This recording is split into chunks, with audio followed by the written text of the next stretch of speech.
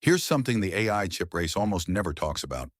When a new accelerator launches, everyone stares at the same number, how many trillions of operations it can do per second. But that number hides something. A modern AI chip spends most of its energy and most of its area, not on doing math, but on moving data. Getting bits onto the chip, between the chips, and across the rack. And the circuit that does all that moving has a name most people have never heard. It's called SerDes, and it is quietly becoming the real bottleneck in artificial intelligence. SerDes stands for serializer and deserializer, and the idea behind it is simple. Inside a chip, data moves in parallel, wide buses, many bits side by side, but the moment you try to leave the chip, parallel falls apart. Dozens of wires drift out of sync, they interfere with each other, and you run out of pins. So instead, a serializer takes that wide, slow parallel data and squeezes it into one screaming fast serial stream, sent over a single pair of wires. At the far end, a deserializer rebuilds it. One lane running incredibly fast beats 100 slow wires. Every link you can name, PCIe, Ethernet, the GPU to GPU fabric, runs on SerDes underneath. And as AI demands more and more bandwidth, four things start to break at once. Those four pressures are the rest of this video. Pressure 1, raw speed. For years, SerDes used a simple code called NARZED, high voltage for a 1, low voltage for a 0, 1 bit per symbol. But you can only switch a wire so fast before the copper itself fights back. So the industry moved to PAM4, 4 voltage levels instead of 2, carrying 2 bits per symbol. That doubled the data rate without doubling the frequency. Today's fastest lanes run at 224 gigabits per second on a single lane, and they're being bundled into 1.6 terabit network ports that are ramping right now. The next stop is 448 gigabits, where copper gets so hostile that engineers are debating an even denser code called PAM6. But here's the catch. Every time you push the speed higher, the copper channel loses more of your signal. The clean square wave you sent arrives as a smeared mess. To recover it, you bolt on power-hungry digital signal processing just to undo the damage. That is the signal integrity wall. The math units keep getting faster, but feeding them means pushing electrical signaling right to the edge of physics. Pressure 2. The chip got too big to build. There is a hard physical limit on how large a single piece of silicon can be, called the reticle limit, around 800 square millimeters. The most demanding AI accelerators want far more transistors than that allows. So the industry gave up on one giant die and started building with chiplets. Several smaller dies bonded together on one package, acting like a single chip. But now those chiplets have to talk to each other, and they need their own kind of SerDes, a die-to-die link. This is a different beast from the long-distance kind. The distance is tiny, just millimeters across a silicon bridge, so you can run hundreds of lanes in parallel at very low energy per bit. The whole industry is standardizing this around something called UCIe, Universal Chiplet Interconnect Express, whose latest version doubled the per lane rate again. Why does this matter for AI? Because it decides whether you can keep scaling a single accelerator past the limits of one piece of silicon. Companies have already shown multi-chiplet AI chips on UCIe that match the previous flagship at lower power. The die-to-die link is the seam holding the modern AI chip together. Pressure 3. One chip is never enough.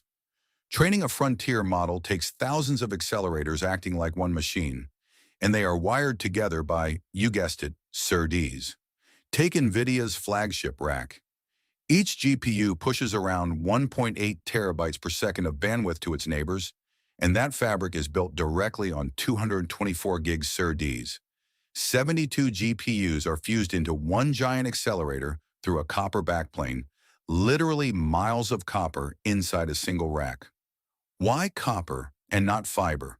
Because passive copper needs no power, while optics burn lasers and signal processing, saving something like 20 kilowatts per rack.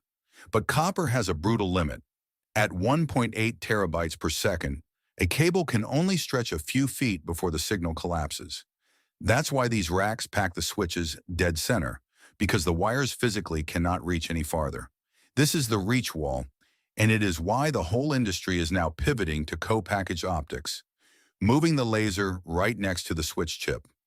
Broadcom and NVIDIA are both already shipping optical switches that send light instead of electrons. At the rack, SerDes stops being a chip problem and becomes the entire data center's problem. Pressure 4, and this is the one almost nobody sees. Designing a 224 gig SerDes is one of the hardest analog problems in the entire industry. It blends bleeding-edge analog design, digital signal processing, and deep knowledge of how a wire misbehaves. Very few teams on Earth can do it well.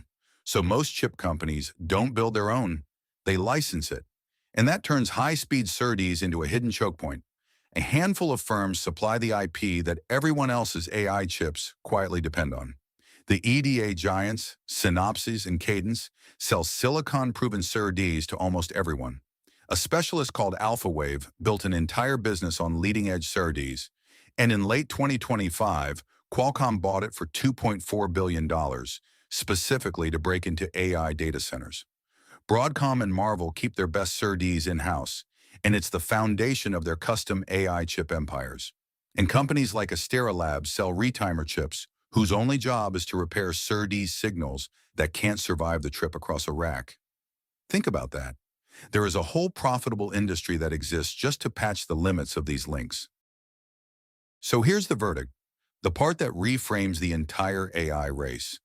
We measure AI chips in operations per second, but every one of those operations is worthless if you can't feed it. And feeding it is, start to finish, a SerDes problem on 4 fronts at once. The speed of each lane, the seams between chiplets, the fabric across the rack, and who actually owns the IP. So ask the uncomfortable question, who really wins as AI scales? It is not only the company with the most math on its slide, it's the layer underneath. First, the SerDes IP owners, Synopsys, Cadence, and now Qualcomm through Alphawave, plus Broadcom and Marvell, who turned in-house SerDes into custom silicon empires. They get paid no matter whose logo is on the accelerator. Second, the optical transition. As copper hits its reach wall, the winners are whoever owns co-packaged optics and the photonics supply chain beneath it. And here's the punchline. Every AI chip you have ever heard of, no matter how brilliant its compute, rides on serial links that someone's physics team spent a decade perfecting. The compute gets the headlines. The interconnect quietly decides how far the whole thing can scale. If this changed how you see an AI chip, that it isn't just the math, it's the wires, then you'll feel right at home here. This channel is the actual semiconductor industry view. No hype, no hot takes, just how the chips really get built and who really profits when they do. The interconnect layer is one of the most undercovered stories in all of AI, and it's exactly what we go deep on. So subscribe and stay with it, because the AI race isn't only one in the compute, it's one in the connections.